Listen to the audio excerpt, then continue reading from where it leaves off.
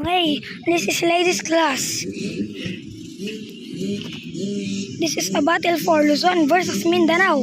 Zaira Paco versus Darlene Texon. Darlene Texon from Team Peria. Zaira Paco from Team JMS Racing Team or Honda. Okay. Full shot by Zaira Paco.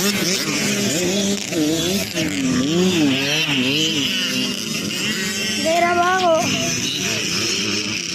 Let's see if Darlene Texon can chase Zaira Paco.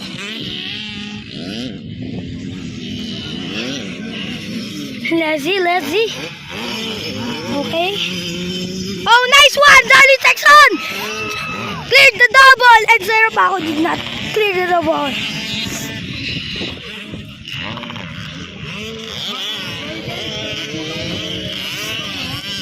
It's okay. Darlene Texon is now in first, second is Zaira Paco.